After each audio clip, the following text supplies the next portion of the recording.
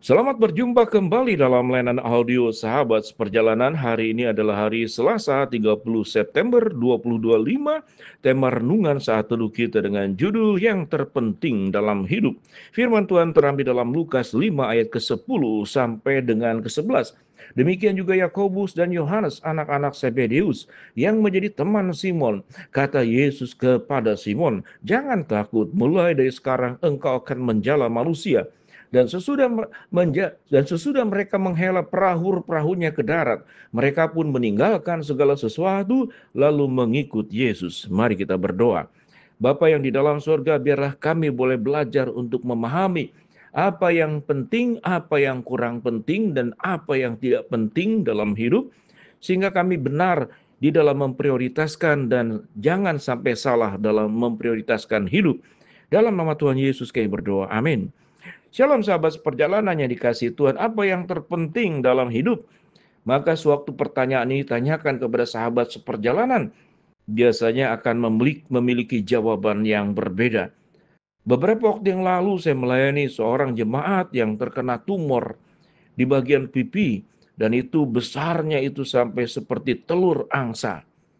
Maka bagi jemaat atau orang yang sedang mengalami sakit, kalau ditanya apa yang terpenting dalam hidup, maka adalah sembuh dari sakit yang sedang dialami.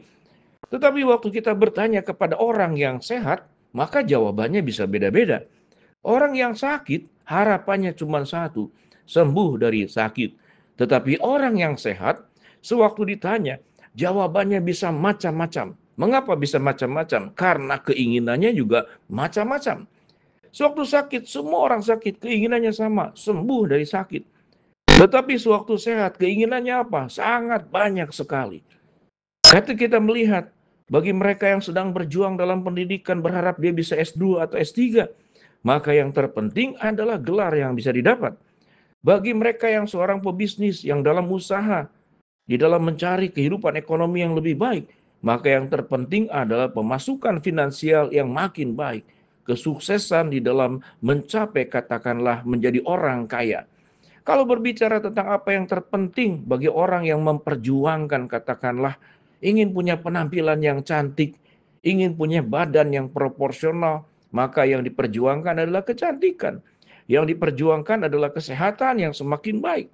Bagi seorang atlet, bagi mereka sebagai orang yang lari, maka yang terpenting adalah bagaimana berlari paling cepat di muka bumi ini. Jadi orang yang hidup memiliki banyak sekali kepentingan. Kita melihat di dalam bagian ayat yang ke-10 sampai ke-11 dalam Lukas ke-5. Apa yang penting bagi seorang nelayan seperti Simon, seperti Yakobus dan Yohanes anak-anak Zebedeus yang menjadi teman Simon di dalam menjala ikan. Maka yang terpenting adalah mereka bisa menangkap ikan sebanyak-banyaknya. Dia bisa menjadi nelayan, yang tadinya sebagai nelayan kalau bisa menjadi seorang bos dan bandar. Dia ada di darat, tidak perlu kemudian. Karena kalau kita melihat orang-orang yang mengelola, yang menjadi orang yang kaya, mereka tidak terjun ke laut. Mereka adalah mengelola di darat, tetapi bagi nelayan biasa mereka yang akan ke laut. Berjuang mati-matian mencari ikan. Bagaimana supaya mendapatkan ikan yang terbaik. Diperjuangkan bagaimana cara menangkapnya dengan metode menjala, dengan metode memancing. Dan berbagai macam metode teknologi yang terbaru yang kita bisa lihat. Bagaimana kapal-kapal besar diatur sedemikian rupa, di dalamnya ada pendingin, bahkan kemudian di dalamnya udah seperti pabrik mini, ada tempat pemotongan juga, sudah diatur sedemikian rupa.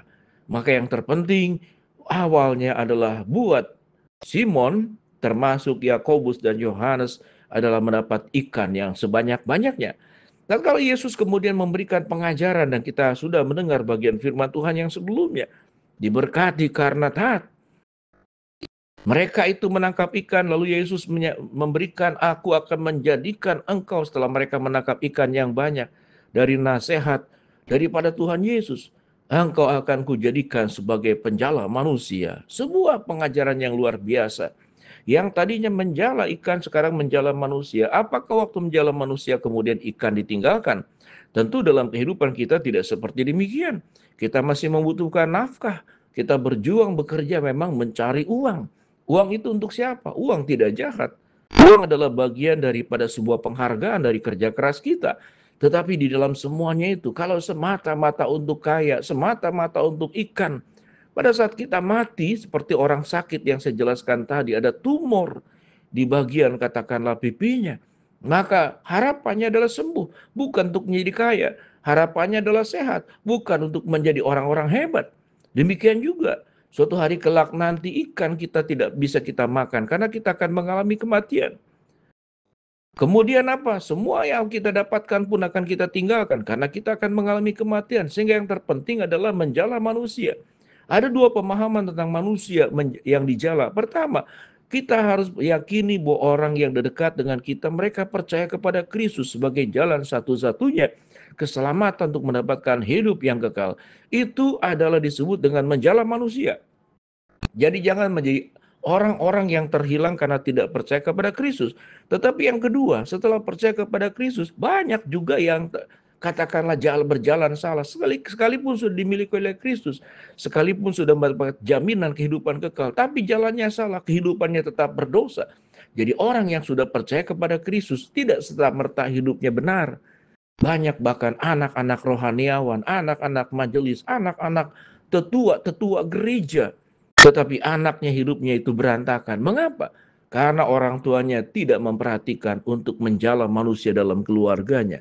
Mari kita jaga baik-baik rumah tangga kita, suami kita, istri kita, anak-anak kita, cucu kita, agar mereka jangan sampai kemudian ada di luar jala yang lain. Mereka tetap ada di dalam jalannya Tuhan. Mereka tetap ada di dalam jalannya Tuhan. Hidup mereka ada di dalam kebenaran Tuhan. Setiap kita masing-masing harus ada di dalam jalannya Tuhan. Jangan sampai kemudian ada di tempat yang lain. Itu disebut dengan menjala manusia. Tentu bagi ikan kalau dijala akhirnya kematian dan dimakan. Tapi kalau manusia dijala akhirnya adalah kehidupan, keselamatan, dan damai sejahtera yang disediakan oleh Allah. Mari sahabat seperjalanan yang dikasihi Tuhan, apa yang terpenting dalam hidup ini? Uang itu tidak dibawa mati. Pendidikan yang tinggi tidak dibawa mati. Kesuksesan tidak akan dibawa mati. Semuanya akan tanggal. Sehingga biarlah selain kita memang Tuhan memberkati dengan pendidikan yang baik, ekonomi yang baik, kesehatan yang baik, tetapi kita jangan sampai jauh dari jalannya Tuhan. Dan jangan kemudian ada di luar jalannya Tuhan. Dua kalimat ini diperhatikan. Jangan sampai jauh dari jalannya Tuhan dan jangan sampai keluar dari jalannya Tuhan. Mari kita tetap memiliki Kristus sebagai juru selamat untuk diri kita dan orang-orang yang kita cintai, bahkan orang-orang yang perlu kita injili. Dan marilah kita hidup tetap ada di dalam jalannya Tuhan, di dalam jalannya Tuhan. Tetap di dalam hidup dalam kebenaran, tidak menyimpang ke kiri dan ke kanan, tidak berbuat dosa, tidak melanggar firman Allah. Bagaimana hidup kita menjadi orang yang memberkati orang lain. Tidak hanya terus-menerus mencari ikan, mencari kesuksesan, mencari kedudukan, mencari popularitas, semata-mata semuanya untuk diri sendiri. Biarlah kita boleh mencari segala sesuatu yang terbaik, tapi kita pakai buat kemuliaan Tuhan. Sehingga kita tahu dalam hidup ini ada hal yang terpenting, yaitu kehidupan yang dimenangkan oleh Tuhan. Mari kita berdoa. Bapa dalam surga, kami berdoa buat sahabat seperjalanan yang sakit Tuhan jamah sembuhkan, yang sedang menghadapi masalah Tuhan bukakan jalan, yang sedang berdoa mengharapkan sesuatu Tuhan kabulkan sesuai dengan waktu dan rencana Tuhan. Biarlah dalam hidup kami tahu apa yang terpenting dalam hidup ini, sehingga kami mampu menentukan prioritas. Dalam nama Tuhan Yesus kami berdoa, amin.